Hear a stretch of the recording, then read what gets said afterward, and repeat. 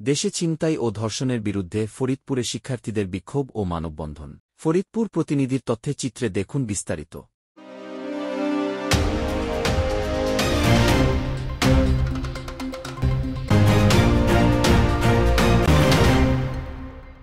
সারা দেশে ছিনতাই ও ধর্ষণের বিরুদ্ধে ফরিদপুরে বিক্ষোভ ও মানববন্ধন অনুষ্ঠিত হয়েছে। রবিবার দুপুরে ফরিদপুর ক্লাবের সামনে সাধারণ ছাত্র সমাজের ব্যানারে এই কর্মসূচি পালিত হয়। সম্প্রতি ফরিদপুর ও মাগুরায় শিশু ধর্ষণ সহ বিভিন্ন জেলা এই সকল অপরাধের বিরুদ্ধে প্রতিবাদ জানিয়ে দ্রুত বিচারের দাবি জানায় শিক্ষার্থীরা। মানববন্ধন চলাকালে এ সময় বক্তব্য রাখেন বৈষম্য বিরোধী ছাত্র আন্দোলনের শিক্ষার্থী নীরব হাসান শান্ত, সানজিদা রহমান সমতা, কাশফিয়া ইকবাল ফারি, আশরাফুল তাসিম। ধর্ষকের একমাত্র শাস্তি মৃত্যুদণ্ড, বিচারহীনতার কালো অধ্যায় শেষ করতে হবে, নারীর প্রতি সহিংসতা মানে সভ্যতার বিরুদ্ধে যুদ্ধ, এমন নানা দাবি ও স্লোগানকে সমানে রেখে মানববন্ধনে সাধারণ শিক্ষার্থীরা অংশ নেয়।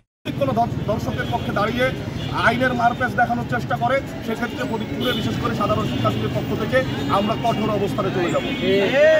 এরপরে জানাই সাধারণ মানুষের পক্ষ থেকে বাংলাদেশ সুস্থ থাকুক। শিক্ষার্থীদের পক্ষ থেকে আমরা জানাতে চাই যে 24-এর আন্দোলনের বিজয় আমরা সাধারণ শিক্ষার্থীদের ঘাড়ের উপর ভর করে নিয়ে এসেছি।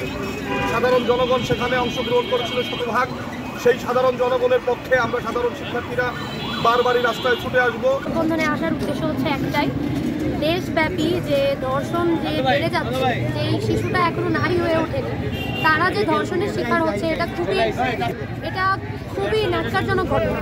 এবং একটা শিশু যদি একজন শিশুকে 3 জন মিলে ধর্ষণ করে এবং তাকে কিভাবে ধর্ষণ করা হয়েছে নৃশংসভাবে তার বর্ণনা আমরা সোশ্যাল মিডিয়ায় দেখেছি এবং এটা খুবই অ্যালার্মিং রেটে এটা বেড়ে যাচ্ছে। আমরা এই বিচার চাই এবং ধর্ষকের সর্বনিম্ন শাস্তি যেন মৃত্যুদণ্ড হয়, যাবজ্জীবন বা 10-12 বছর বা পরে জামিনে যেন তারা ছাড়া না পেয়ে যায়। একজন ধর্ষক সে কখনোই একটা সমাজের মাঝখানে বসবাস করতে পারে না, সে ছাড়া পেয়ে আরেকটা শিশুর সাথে ওরকম একটা ঘটনা ঘটাতে পারে। তো আমাদের এটাই দাবি যে একজন ধর্ষকের শাস্তি যেন সর্বনিম্ন শাস্তি যেন ফাঁসি হয়।